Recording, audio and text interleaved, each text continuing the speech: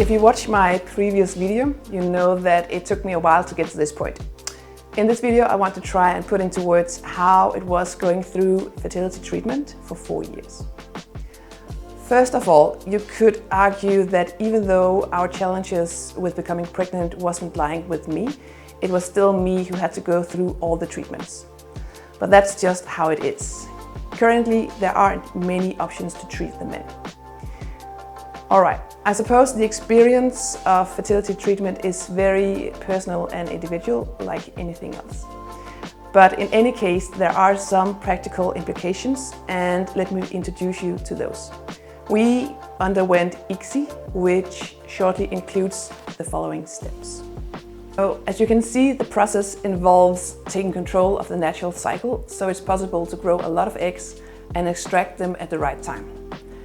And when you look at the steps, it seems doable. But if you have a job or kids, it's a logistical nightmare. The stimulation is not plug and play though. At least it wasn't for me. Every clinic had to use a couple of stimulation rounds to figure out what protocol worked best. And even then, it was not always possible to tell when the right time for taking the eggs out was. So I had to come in a few times during each round for ultrasound scans to follow the progress. And every now and then, the date for extraction of the eggs last minute would move a day or two. And you might think it's a small price to pay for becoming a parent, and it is. But when you go through this month after month for years, it can become quite stressful. Added to that is the fact that all these hormones really mess up your mind, your body, and your overall well-being. It's a bit like losing the person you normally are. Being around and interacting normally with other people around you takes a lot of energy. In my case, I often had to cancel a whole day of already scheduled patients. And again, yeah, first world problem as a dentist, but I would have to get the dental clinic staff to do this for me. And practically speaking, it means that you can't go through this process without involving a lot of people. Which leads me to the next issue. Do we tell people about our situation or not? We decided to be open about our situation to the people around us.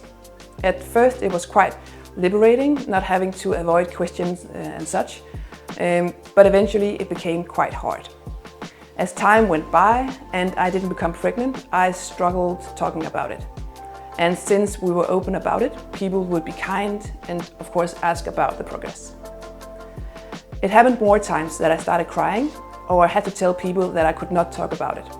It just became too much. The same became the case with other people's children. One of the hardest things in the process was that I began to isolate myself from people with kids. As it is, Thomas and I both have siblings with small kids. We have friends with small kids too. And I just struggled big time being around them. That emotional struggle with my surroundings was something that I think is quite natural in this situation, but it is still super hard and not always something that the surroundings are aware of. For me, the only solution was to simply remove myself from it all and find a place where I could exist away from the thoughts of fertility treatment, family and motherhood. When I stopped racing, it was because I was tired of having to perform on the bike. But during the whole process, the bike actually became a place where I could go out in nature and clear my mind. I started exploring all the gravel roads in my area. It reminded me of the feeling I had when I first started cycling. Eventually, I got so caught up in the gravel trend that I felt like racing a few Gravel World Series and even managed to win one.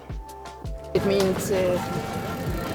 really means a lot to me to be here today and to race because the last couple of years since I retired, I've just been going through so endless rounds of IVF fertility treatment and just constantly on all sorts of crazy hormones and hospitals and long times where I couldn't do anything because my body was just destroyed from all the stuff that you do when you do this stuff. So to be here and feeling a little bit normal again, because my body hasn't been feeling normal for a couple of years. It's it means a lot to me. It's nice because well, the fertility treatment kind of.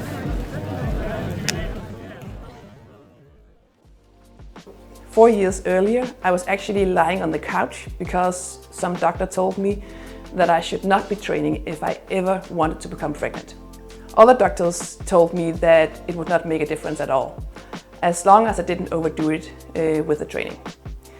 And I have to admit that in the end I would not have made it if I could not have taken my bike for a ride.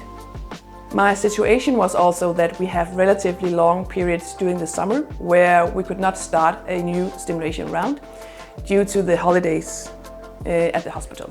So of course I would ride more during that period and gain a bit of shape.